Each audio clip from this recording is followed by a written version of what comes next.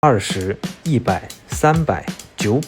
1500，这是目前市场上小风扇的价格，最贵的上千块，相当于买了个空调背出门。是大家的消费水平都提高了，没带上我，还是真有什么黑科技？那么这些小风扇的功能到底有什么区别？它们的价格到底差在哪儿？哪款更加实用？想要搞清楚这个问题，其实很简单，那就是全都买回来，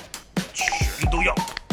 了解。当然也少不了各种爆款的产品，名字听着就不简单，移动空调，还能测血氧的瑞舞，追求高品质的极速，主打卡颜的名创优品，年轻有活力的速乐智，造型千奇百怪，功能也是多种多样，价格也都在几十到上千元，一共也是花了我将近4000块钱，这样本不富裕的我更是雪上加霜。但为了给自己长长见识，也给屏幕前的各位观众老爷以及想给对象买礼物的兄弟们，能够挑选一款不踩坑且价格合适的小风扇，这钱花了值。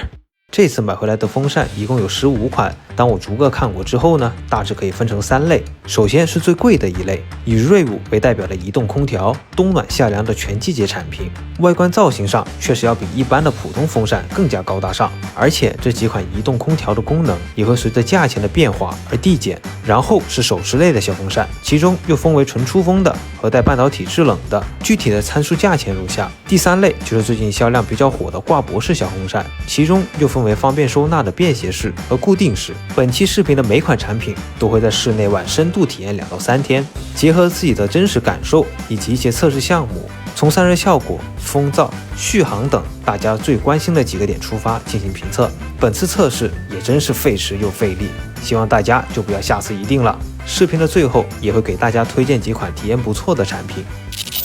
最先上场的是最贵的瑞舞，这款1000多块钱的移动空调，在外观方面确实很有科技感，并且也是本期所有产品里唯一支持触屏的产品，有心率及血氧监测，智能运动降温，还支持手机 APP 连接，3种制冷和制热自由切换，也是我期待值最高的一款产品。制冷方式是通过内置的2块制冷片，通过贴敷的方式直接传达到皮肤表面，进风口在前侧2端，背面及2侧的缝隙就是出风口。所以所谓的移动空调就是通过半导体制冷片和吹风2种方式进行降温，在室温24度左右的环境下打开它的最高制冷模式，而2侧的制冷片在空载5分钟后最低温度达到了16.8度，而在制热模式中，空载5分钟的最高温度为41.5度，但开启后2侧的风力并不大，最高仅为1.8米每秒，可以说是微乎其微。噪音方面的表现也能让人接受，控制在62分贝左右。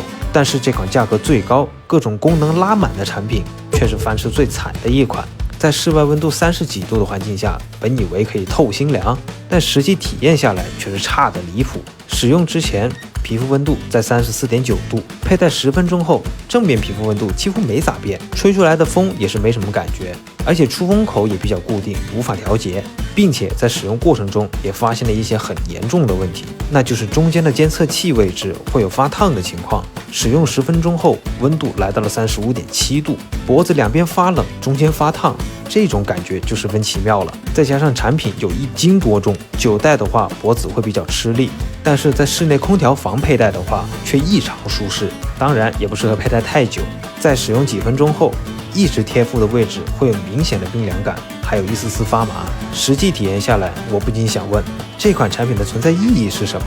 适用的场景又在哪儿？适用人群又是谁？我是谁？我在哪儿？其余的几款移动空调就阉割了部分的功能，使用体验几乎一致，甚至更差。比如图拉斯这一款，脖子出汗后2边制冷片的摩擦力巨大，很难拿下来，而全上的2边只是贴片，没有任何制冷效果。真是期望越大，失望也就越大。虽然它们的功能五花八门，但实际体验下来，感觉是完全配不上这个价格。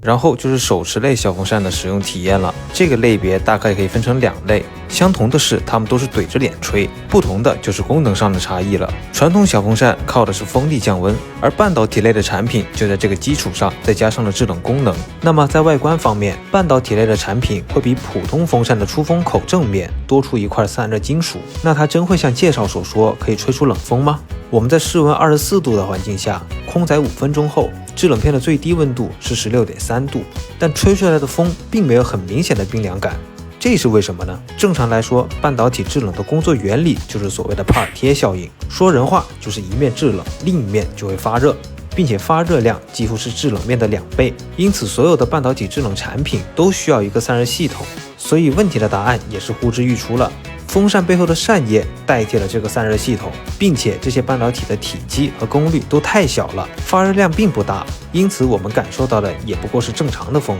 但不得不说，在室外使用这一块半导体的冰敷效果还是挺有帮助的。像这样靠近了吹，或者直接贴着所带来的体验还是很舒适的。纯出风的类型就更好理解了，哪家噪音控制的好，携带方便，风力足，那就足够硬了。这里风力最大的是几速，风力达到了最高9.8米每秒，但另一方面，噪音却来到了77分贝。正常情况下，分贝达到了70以上，就已经不是普通人能够用的产品了。而噪音最小的，则是清顿这一款小风车，控制在64分贝左右。值得一提的是，在这个分贝下，风力还可以达到6.5米每秒，说明它在风力和噪音控制之间的平衡做得很好。这里我对各个产品的风力和噪音都进行了统计，有购买需求的可以参考一下。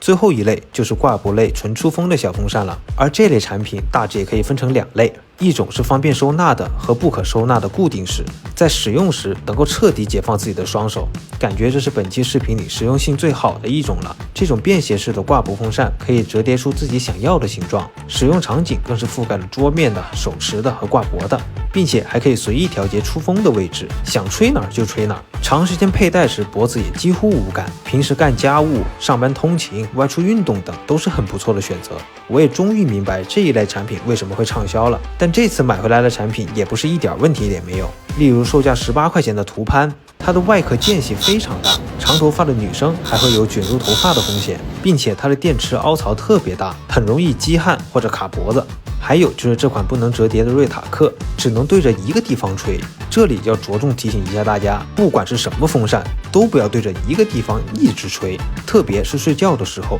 身体处在一个放松的状态，心跳及血液循环减慢，那么身体的毛细孔就会全部张开，身体的热量散发也会随之加快，很容易受寒。而且睡觉的时候对着脸吹，严重了还会导致面瘫，所以没睡觉的时候记得要调整一下风力和位置，千万别忘记了。挂脖的款式虽然好，但是由于体积的问题，续航也是一个很重要的参考指标，并且评价一款产品的好坏还要从多个维度出发，结合前面的使用体验、重量、噪音、散热效果等方面，个人认为挂脖风扇的体验是最好的，其次是手持，最后是移动空调。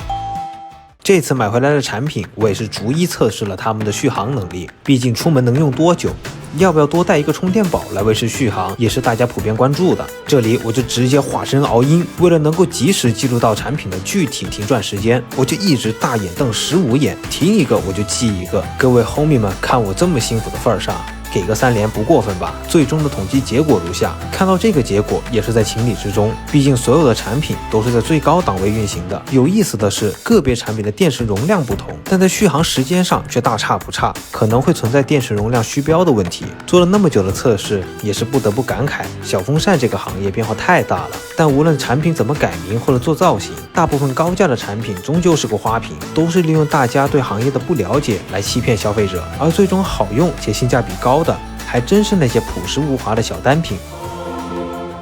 结合本期所有购买的产品，以及这段时间的具体体验和测试数据，高价的移动空调看似高大上，实则啥也不是。这个品类真的不太推荐，钱花多花少不是重点，重点是体验并不好。一款移动空调居然在室内空调房才有效果，有这钱啊，那还不如真背个空调出门了。而在普通手持类中，清顿这款小风车还是比较推荐的。3000毫安的电池，满功率运行将近3个小时的超长续航，5档风速调节，握持手感也非常舒适。最主要的是它的噪音和风力之间的平衡性做得比较到位，虽然外观平平无奇，但从测试结果来说，绝对是性价比最高的一款。但如果屏幕前的你就想要一个大功率、大风速的话，那么极速这款小风扇就比较适合你了，外观和性能都很能打，就性价比比较一般。最后一款推荐的就是清顿这款便携式的挂脖风扇，亲肤的硅胶机身，再加上可旋转式的风头，可以应对不同的使用场景。轴流式的风扇设计不仅能够让风力更加集中，甚至还能降低机身的整体功耗，配合其6000毫安的大电池，